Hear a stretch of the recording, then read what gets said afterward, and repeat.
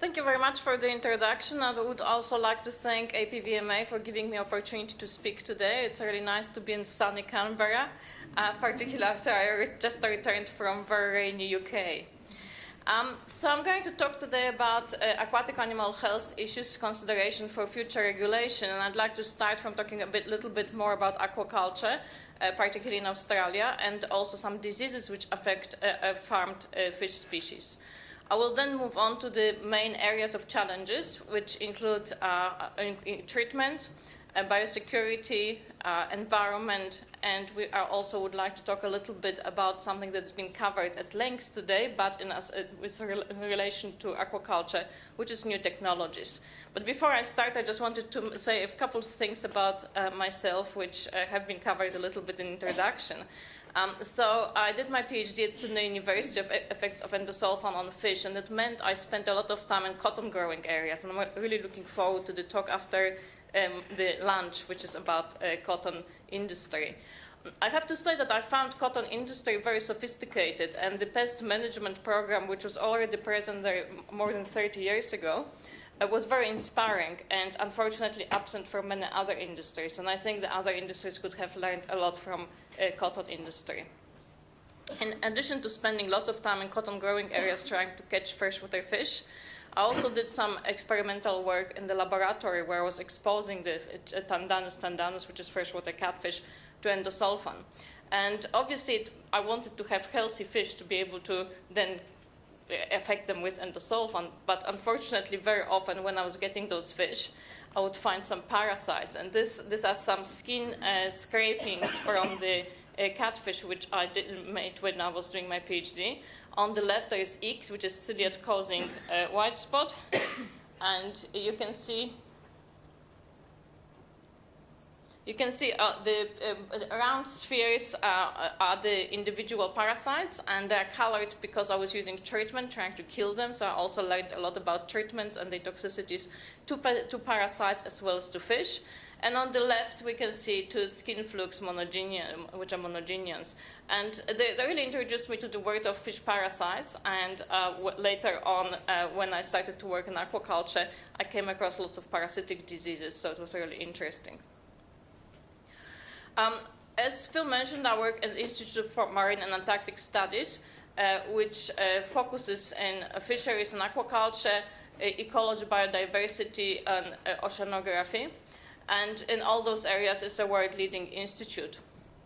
Fisheries and aquaculture, where I belong, is based in Taroona, in Hobart, and also in Launceston, and our labs are in Launceston. Another thing about me, I really like seafood. And this is a picture I took at George's Market in Belfast, where I just attended a European Association of Fish Pathology conference. But I think most people like seafood, and there is an increase in the seafood consumption worldwide. Traditionally, all seafood was coming from wild fisheries, but due to combined overfishing and increase in seafood consumption, this has been now moving much more into aquaculture. And in some countries, aquaculture provides more than 50% of the consumed seafood. This slide here shows the contribution of aquaculture production and wild fisheries to seafood in Australia. And you can see that by volume, in blue, the blue shows aquaculture and red wild fisheries. By volume is 38% is aquaculture and 62 fisheries, and by value 42% is aquaculture and 58% fisheries. I know everybody's familiar with the map of Australia, but I just wanted to make a couple of points.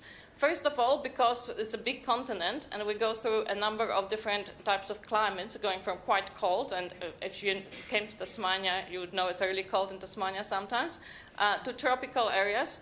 If you were going to farm only in the ambient temperature, so like in sea cages or in baskets and put in the water, obviously you have to farm completely different species in the north than in the south. So if we look even from that point of view at aquaculture in Australia, it will involve a very great diversity of different species. And the other point I would like to make is that if you look at coastal line, it's not very well developed. So we don't have really beautiful fjords of Norway or New Zealand or British Columbia, where aquaculture has a lot of space to fit in and a very nice protected areas. In Australia in general, the coast is quite exposed, which doesn't make it easy for aquaculture. And most of our population lives on the coast, which is another issue for aquaculture and for the population, because obviously there may be conflict of interest between people who are living there and not necessarily wanting industry on their doorstep. So which states are contributing mostly to aquaculture production? Currently, Tasmania is the biggest producer of aquaculture, with 30% of production, and this is mostly or only due to Atlantic salmon, followed by Western Australia with 20%, South Australia with 17%, and Queensland with 11%, which is shown on the next slide. The other states contribute altogether about 20%. If we look at the species produced in Australia, the Pacific oysters, which are introduced species, are produced by Tasmania, South Australia, and triploid Pacific oysters in New South Wales. We have a native Sydney Rock oysters produced in New South Wales, where they are early native, and Queensland, and also in Western Australia. Abalone are produced in Victoria, South Australia, Tasmania, and Western Australia. And pearl oysters, which obviously are not for human consumption, or at least not for eating, are produced in Western Australia and Northern Territory. And then we also have prawns produced in Queensland, Northern Territory, and New South Wales.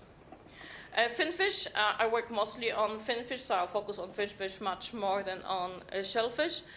Produced also in all the states. Atlantic salmon is produced almost only in Tasmania.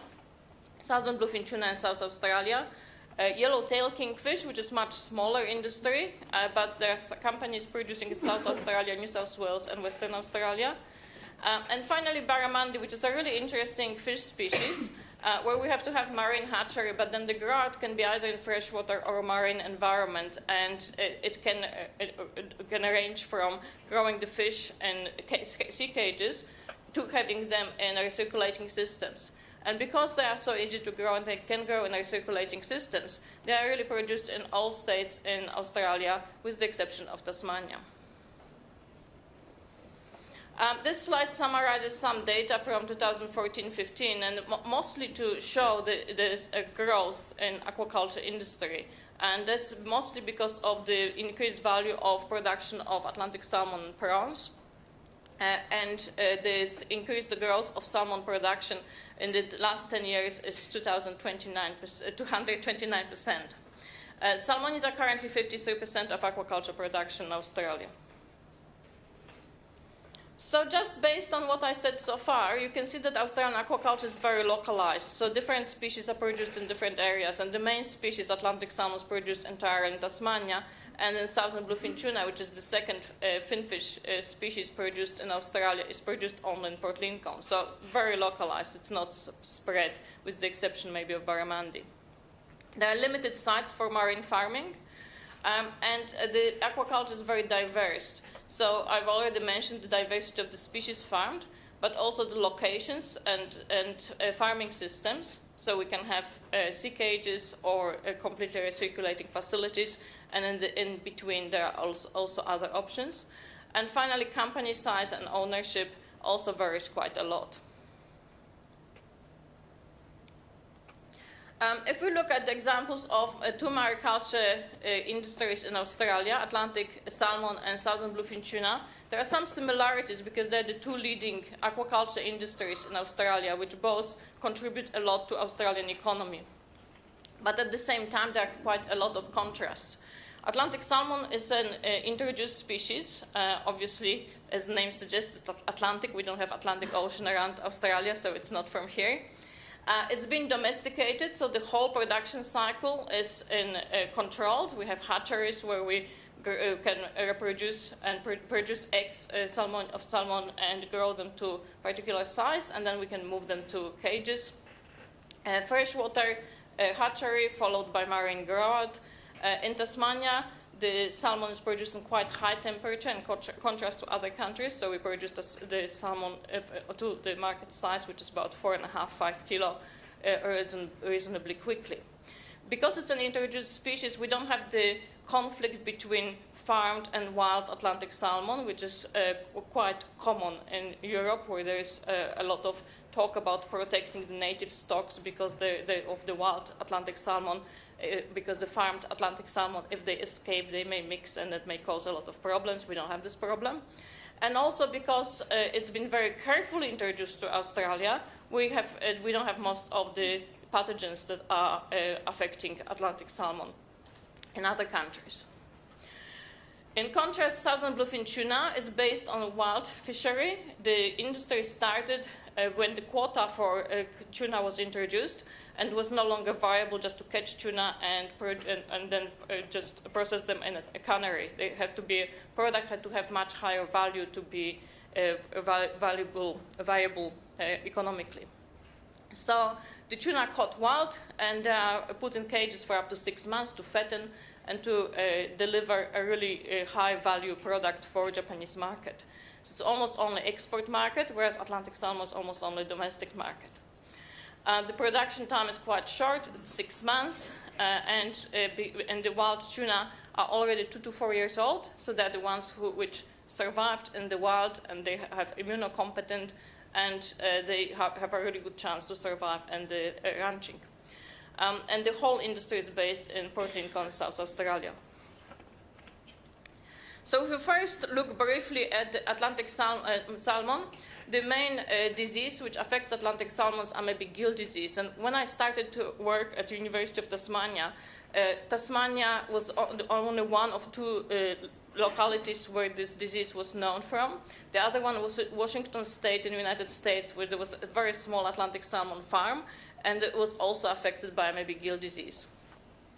Currently, maybe gill disease is present worldwide in every country which farms Atlantic salmon. So there's a lot of interest, and there's increasing interest from pharmaceutical industries to come up with a solution and to come up with some very highly effective treatment. The current treatment on salmon farms is freshwater bath, which sounds really good because environmentally friendly and non-toxic. But because it mostly removes the amoeba from the gills of the fish, it has to be repeated in summer as often as every 2 weeks. So it increases production cost of Atlantic salmon to 20% of the total production cost. If fish are left untreated, up to 50% or more can die. Amoeba gill disease is caused by Neoparamiba purulans, which is a free-living marine amoeba. And that's another interesting aspect of this disease, that this amoeba doesn't need fish to survive. It can happily survive without the host. So if you move the fish farm somewhere else, the amoeba is not going to die. It's going to wait somewhere in the environment until you set up another farm. If we now look at the southern bluefin tuna industry, so first let's look at wild tuna. The tuna spawn when they're 10 to 12 years old in Indonesia.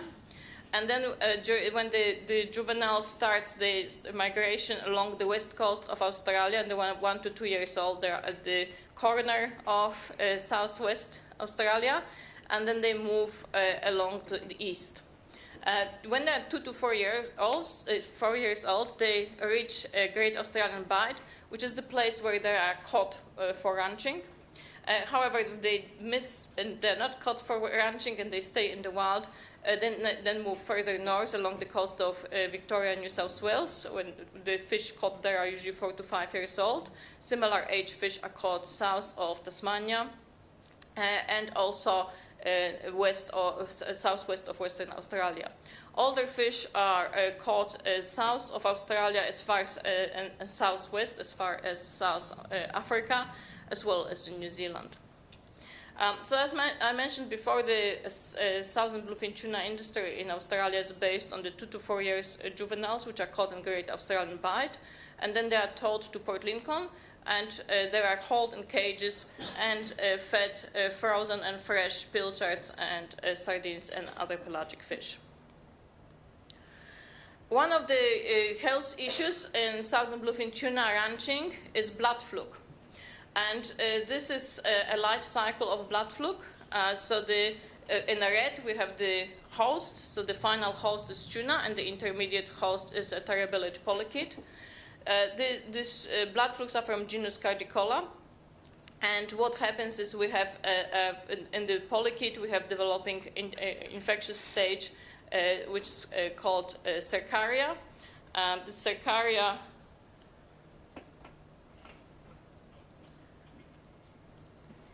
Cercaria here infects the fish by penetrating gills or skin and migrates to the heart or gills. There are two different species. One develops into adult in the heart and the other in the gills. The adults produce eggs. The eggs migrate with blood to gills, and then they hatch from the eggs into Miracidia, which are the ciliated forms here. And they also, these are the two free living forms, Miracidia and Cercaria. And Miracidia have to find the terabellid polychaete, which is the intermediate host, where they develop into Cercaria. These free living stages have very short time, maybe a few days, to find the host, the relevant host. And during so it's obvious that in the wild, a lot of them will miss and won't find their host because it's only a chance that the tuna will pass while they are available. But in farming, if you have a lot of intermediate hosts under the cage, and they are producing Cercaria all the time, and you have fish which are sitting in a cage, it's obvious that the infection can get worse.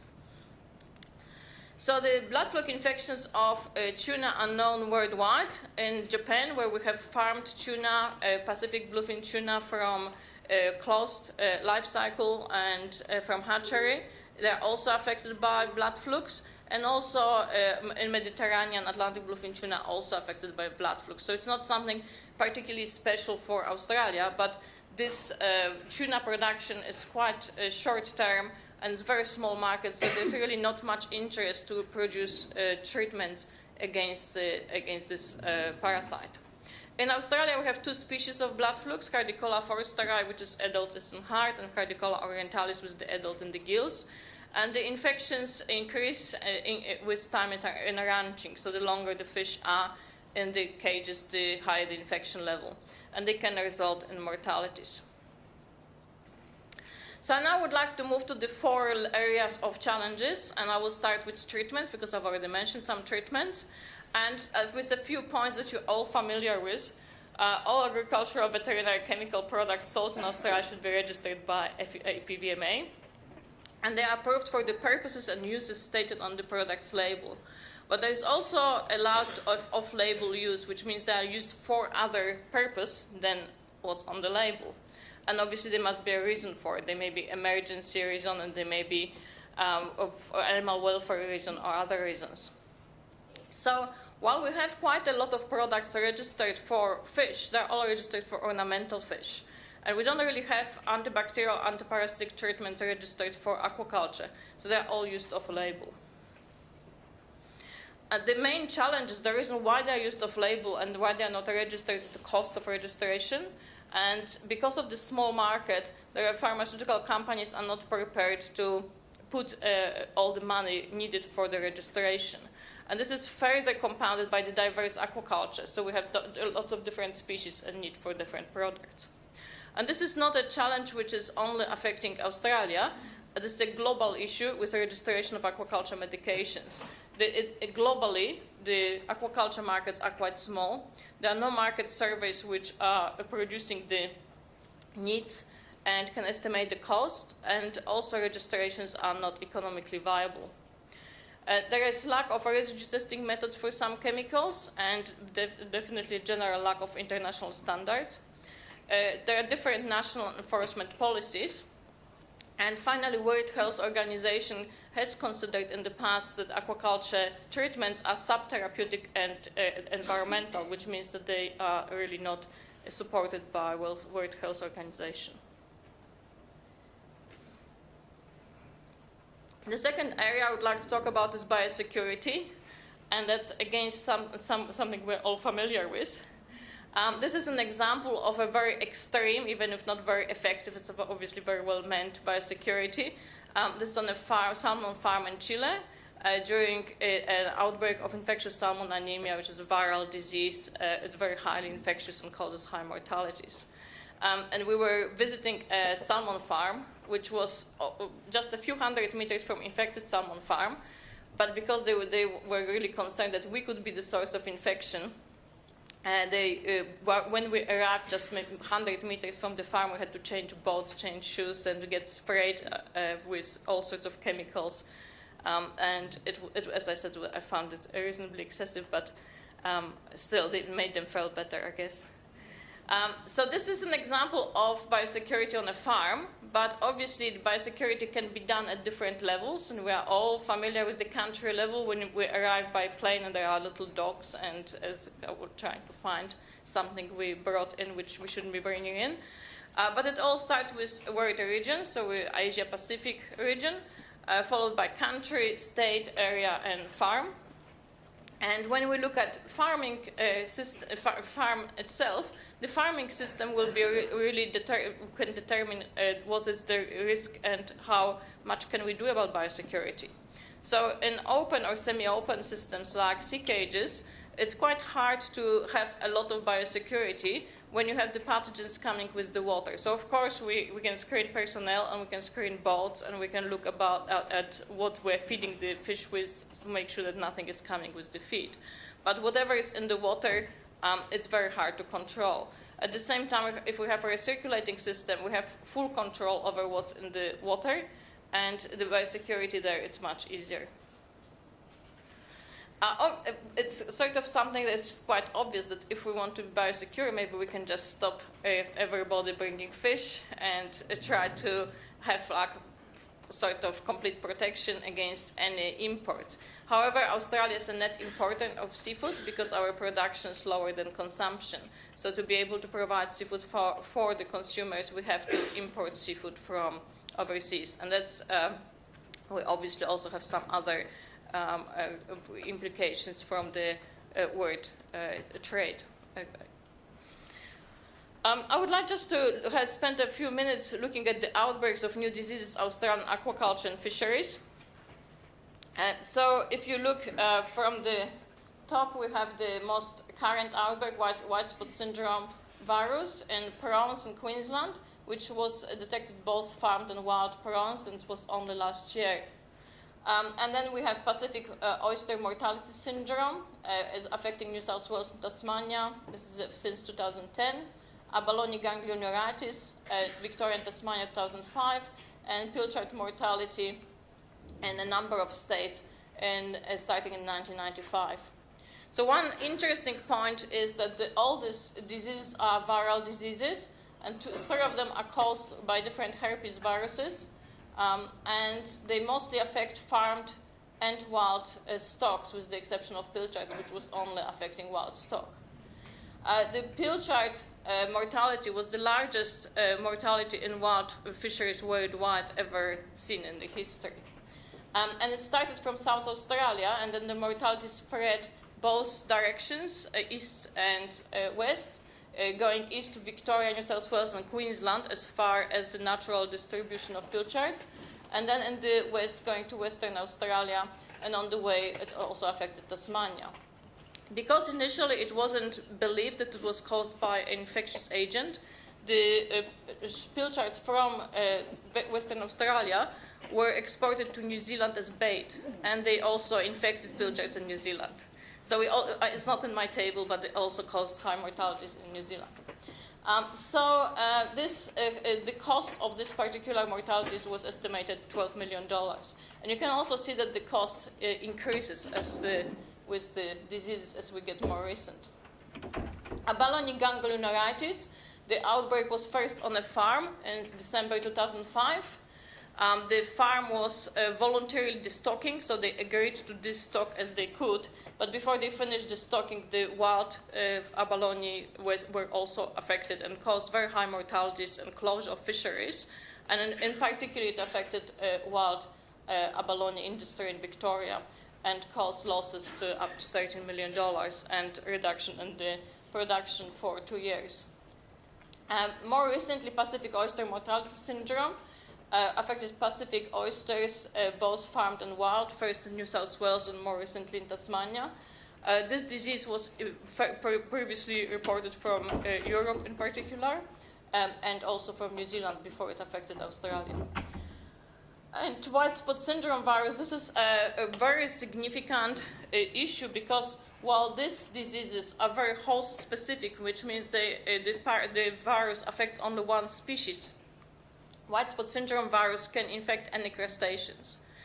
So once it gets into marine environment, it doesn't only infect a prawn like the same that's farmed, but can also infect crabs and other species of crustaceans. So this is going to be really difficult to eradicate. And this is a very recent introduction. So all these diseases, I didn't specifically call them exotic because we don't necessarily know that all of them are exotic. White spot syndrome virus definitely exotic because it's OIE reportable disease, so we have monitored for white spot syndrome virus for a long time to show that we are disease-free. So this is a definitely introduction of an exotic pathogen.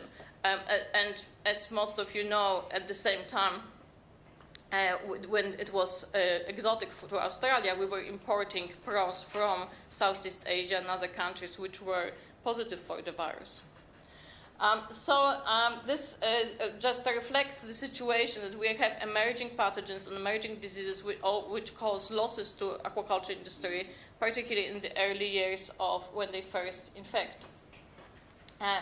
The other point I wanted to make that they're all viral diseases, and as you know, there are no easy treatments for viral diseases, so it's not like you can have some way to treat them very easily.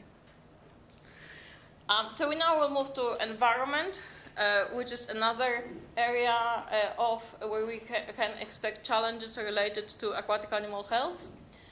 And maybe you have already mentioned it, but a lot of farming, in fish farming in particular, but also oyster farming and even abalone farming, even if it's land-based, we have a lot of water pumped through the system without necessarily filtration.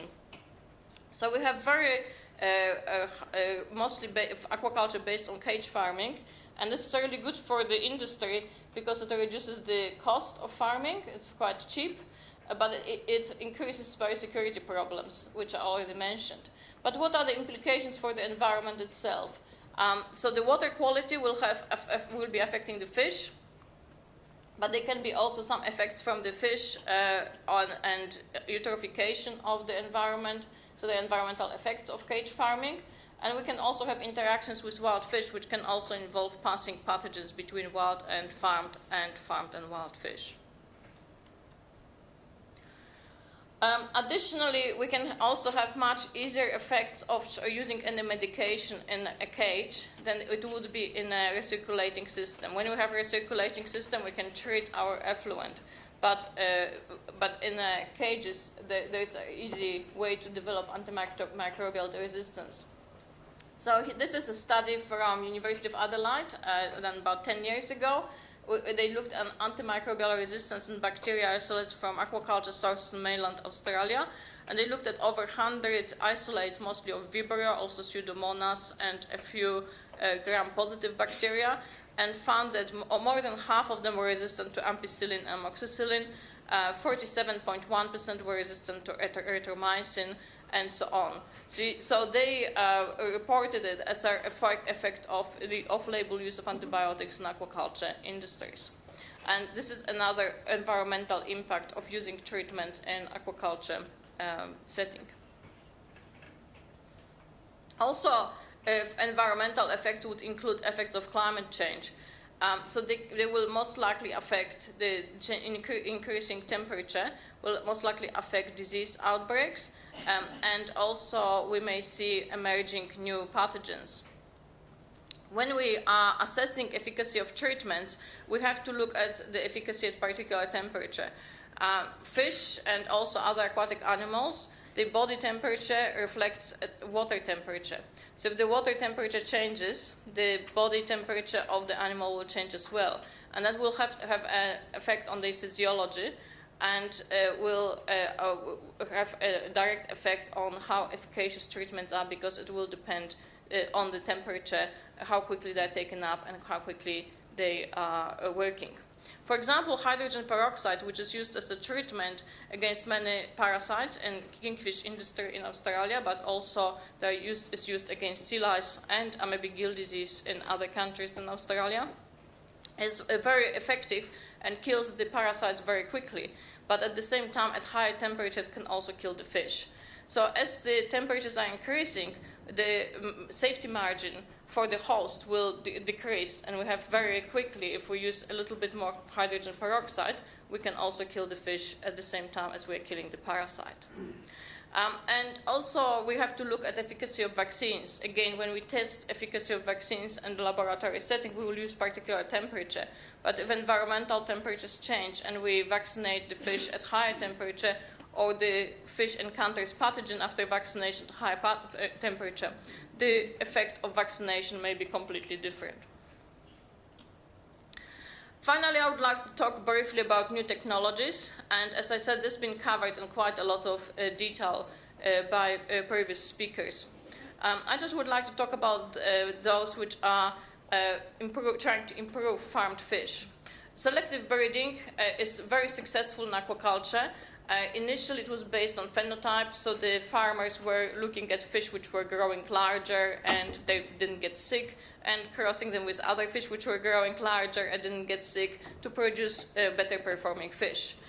Currently, we have genetic families established for many species of aquaculture fish and shellfish, and selective breeding is very increasing the resistance of aquatic animals against diseases, and at the same time increasing their growth. So it's something which has been very successful in aquaculture and will continue. The other way farmed fish have been improved overseas as GMO, and I'll talk about it in a moment, and the potential for gene editing, in particular since the introduction of cluster regularly interspaced short palindromic repeats, or CRISPR. GMO has a lot of different definitions, and really many countries have different definitions, so what's a GMO in one country may not be GMO in another country. GMO plants have been approved for human consumption since 1994, with the first commercially grown tomato with those slower ripening tomatoes which were approved. And since then, over 50 GMO crops have been developed, approved in the United States. Currently, 94% of cotton, 93% of soybeans, and 92% of corn farmed in the United States is GMO.